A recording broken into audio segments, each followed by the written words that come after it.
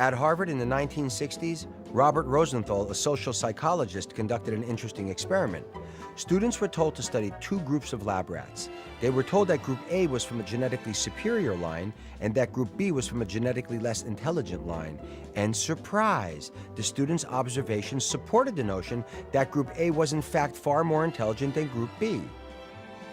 Surprise, surprise, they were all from the exact same group. I love that. It's another 2-for-1.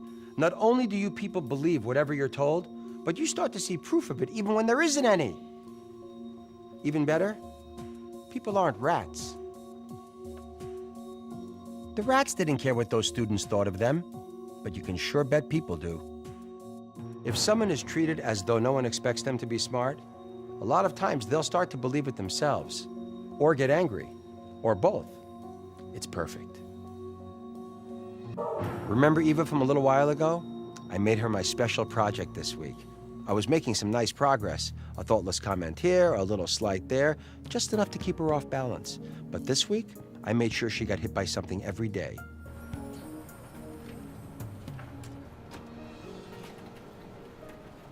On Monday, Nick was showing a new manager around. Natalie. He managed to overlook Eva as he made a few quick introductions to Graham and other coworkers. And of course, what she thought was, I can't believe he didn't bother to introduce me. I'll be working with her more than Graham will. And the next day, there was a little meeting to plan a going-away party for another employee. I was thinking it might be fun to do some kind of Tex-Mex thing. Hey, Ava, which Mexican restaurant should we trust to cater it? But she heard something a little different. You're Mexican or Colombian or something? You've got to know a clean Mexican restaurant where we won't end up with food poisoning, right? And today, the coup de grace. Ava really wanted to be included in a sales meeting with this new client, so of course I made sure I was there for this little beauty. Look, this was just the initial meeting, and we really didn't need you there. I mean, this guy seems a bit particular, and I just want to make sure I understand his preferences. Okay?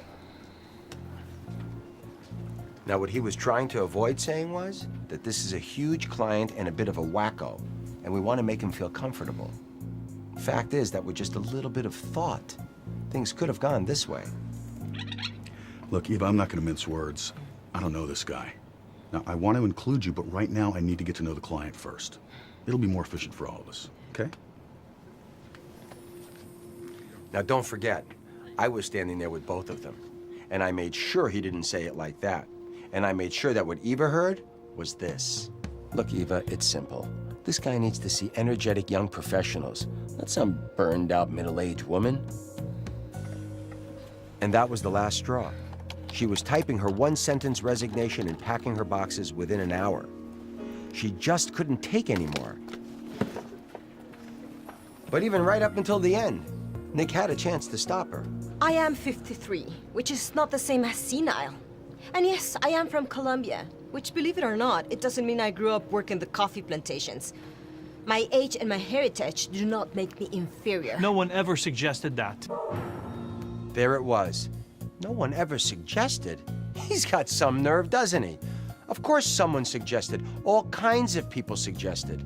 That's the beauty of insidious little micro-inequities. Nothing is ever plainly said. It's all suggestion.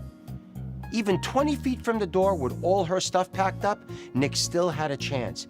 He could have said, Ava, give me a chance to understand what you need, please. Let's go back to my office and tell me what's going on. I know we can make things right. Will you give me that chance, please? But he didn't say that. Instead, he said something that basically meant, Look, you're being hysterical. Your problems are all in your head. If you'd be reasonable for a second, you'd realize that and you'd get back to work. and of course we saw how that turned out.